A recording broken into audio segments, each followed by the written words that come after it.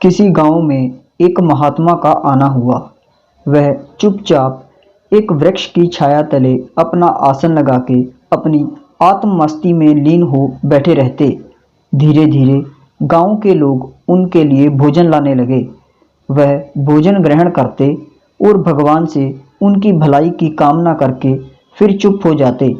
धीरे धीरे गांव वाले उनके पास इकट्ठे होने लगे और अपने अपने दुख दर्द सुनाने लगे। किसी के बच्चे पढ़ते नहीं थे, किसी पर कर्ज बहुत था, किसी की माता जी बीमार थी, किसी की पत्नी बहुत झगड़ालू थी, किसी का पति गलत कार्यों में लगा हुआ था, तो किसी का जमीन जायदाद का झगड़ा था। सभी के अपने अपने दुख थे। दुख सबके पास थे, बस दुख की शक्लें भिन्न थी।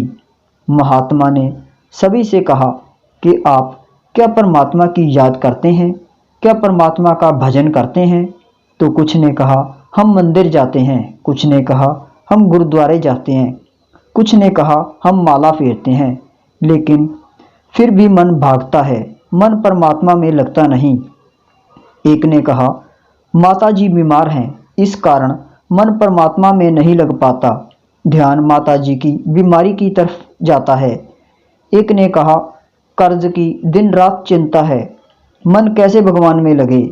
कोई कह रहा था कि बेटियां विवाह के लायक हैं, उनका विवाह हो जाए तो फिर सारी उम्र परमात्मा के भजन में लगा दूंगा। महात्मा ने उनकी बातों को सुना और कहा कि मैं तुम्हें एक कहानी सुनाता हूँ। एक दिन एक अंग्रेज अपने घोड़े पर किसी यात्रा पर निकला। घोड़ा बहुत ही थक चुका था, प्यास के मारे उसका दम निकल रहा था। तभी अंग्रेज एक गांव में एक कुएं के पास पहुंचा। उस कुएं के चारों ओर एक बैल घूम रहा था। उसके गले में घंटियां बंधी थी, ताकि अगर वह रुके तो घंटियों की आवाज़ भी रुक जाएगी और अंदर बैठे ही बैल के रुकने का पता चल जाएगा। दरअसल जब तक बैल घूमता था तब तक ही कुएं में से पानी बाहर आता था। अंग्रेज ने किसान को कहा कि मैंने इस घोड़े को पानी पिलाना है, लेकिन यह इन घंटियों की आवाज़ से डर रहा है, कृपया आप यह आवाज़ बंद करवा दें। किसान बोला साहब, अगर यह घंटियों की आवाज़ बंद हुई तो कुएं में से पानी निकलना भी बंद हो जाएगा और घोड़ा प्यासा ही रह जाएगा। आप इसे घंटियों की आवाज़ में ही पानी पिलाने की कोशिश करें। और अंग्रेज ने घोड़े को सहलाते हुए संभालते हुए घंटियों की आवाज़ में ही पानी पिला लिया और घोड़ा तृप्त हुआ। तो महात्मा ने गांव वालों को कहा कि हमारा मन भी घोड़े की तरह समझो। वैसे तो यह प्यास आत्मा की है जो केवल परमात्मा से ही तृप्त होगी। हमारा मन भी उसी को प्रतिबिंबित कर रहा है। दरअसल हम पूर्णता को प्राप्त करना चाहते हैं, क्योंकि अंश हमेशा अतृप्त रहेगा जब तक पूर्ण ना हो जाए।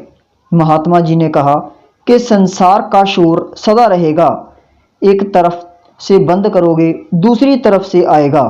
एक चिंता खत्म भी नहीं होगी, दूसरी आ घेरेगी। एक मुसीबत टलेगी नहीं, दूसरी आ घेरेगी।